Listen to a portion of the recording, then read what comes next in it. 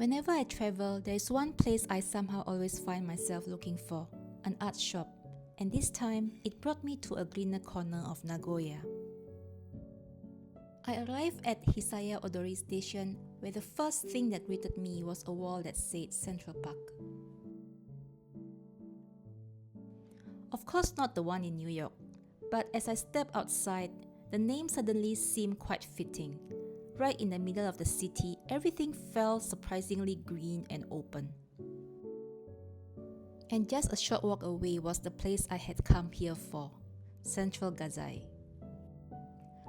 I wasn't looking for anything in particular, which is probably the most dangerous way to enter an art shop.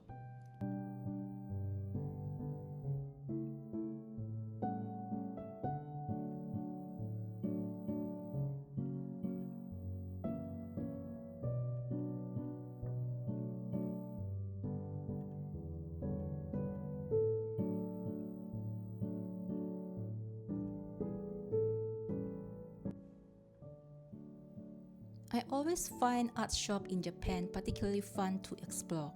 Even when I recognize the brands, I often find colors, sets, or little variations that I don't normally see back home. And somehow, seeing all the colors displayed together makes choosing just one much harder.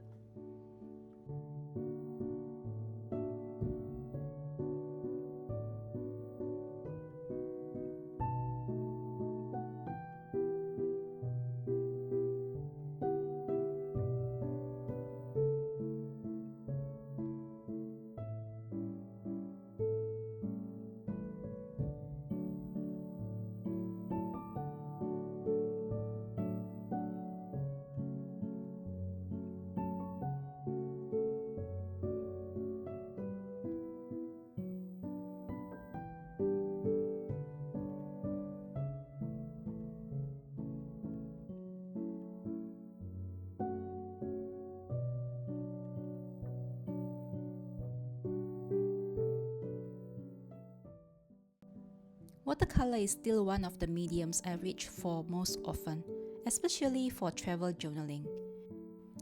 It's portable, it layers beautifully, and even a small palette can give you so many possibilities. So, naturally, this was the section where I spent far too much time.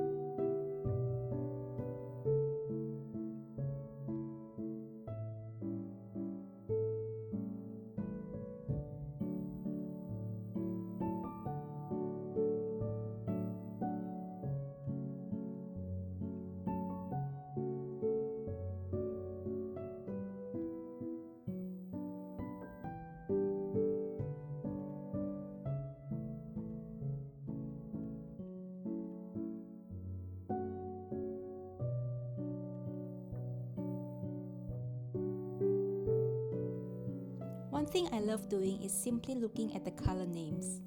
There are always those colors you know you probably don't need, but somehow still manage to convince yourself it would be completely different from everything you already own. I didn't know exactly what I was going to choose yet, but something from this section was definitely coming home with me.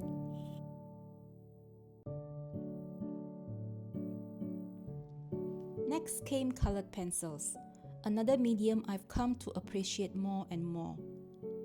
I love using them on their own, but especially combined with watercolor, adding small details, texture, and stronger lines once the paint has dried.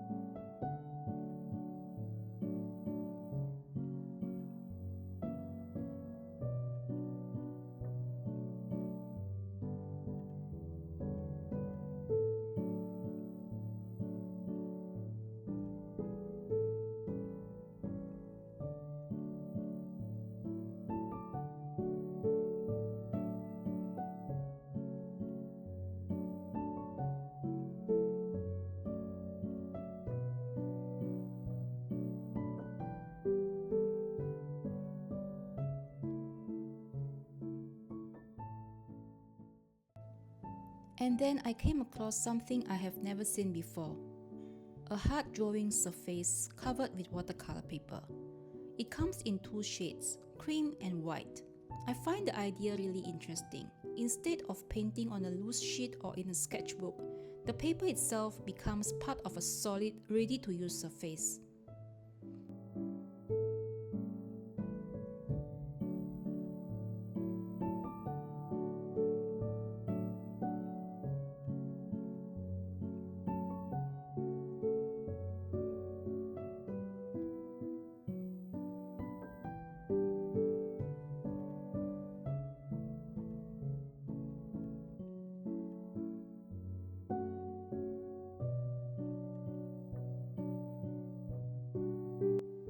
There was also a section dedicated to markers and comic supplies.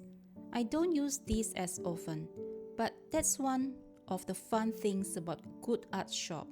You wander into a section you were not looking for, and suddenly start imagining an entirely new hobby.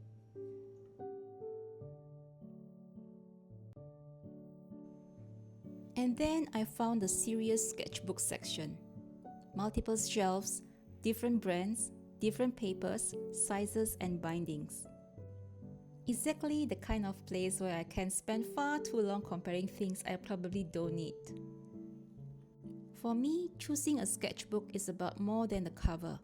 I look at the size, the texture of the paper, how easily it opens, and most importantly, what kind of art I can imagine making inside it.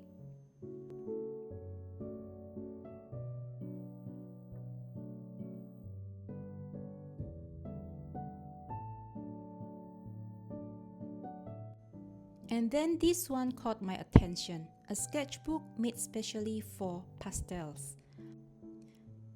This is good. Each drawing page has a thin protective sheet in between, so the pastel doesn't transfer onto the facing page. Such a simple detail but so useful. I knew immediately this one was coming home with me.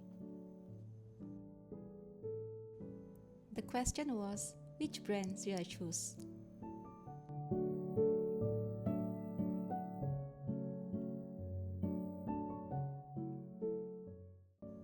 Then brushes, possibly one of the hardest art supplies to choose just by looking. The shape, the softness, how much water it holds, whether it keeps a fine point, all those little differences can completely change how a brush feels when you paint.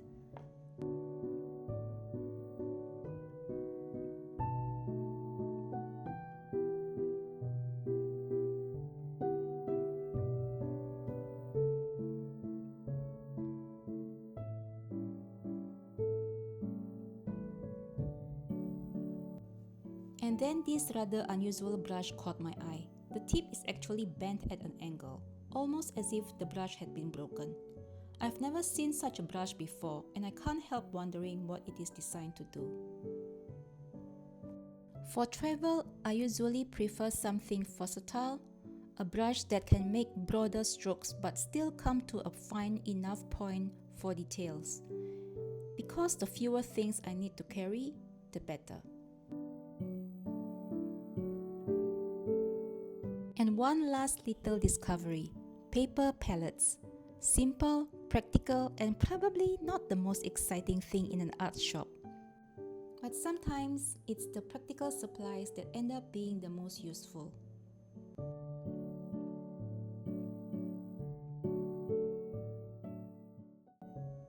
So, after all that browsing, quite a few things came home with me.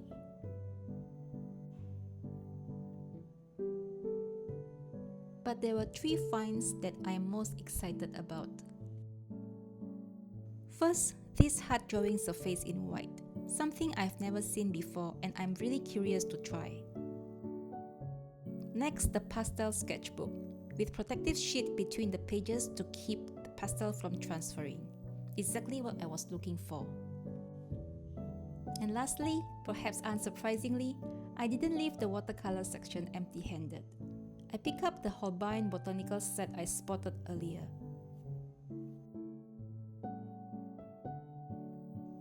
It was such a lovely surprise to find a set created specially for botanical painting in mind. The colors look beautifully selected for leaves, flowers, and all those subtle variations you find in nature. I'm really looking forward to seeing what I can create with them.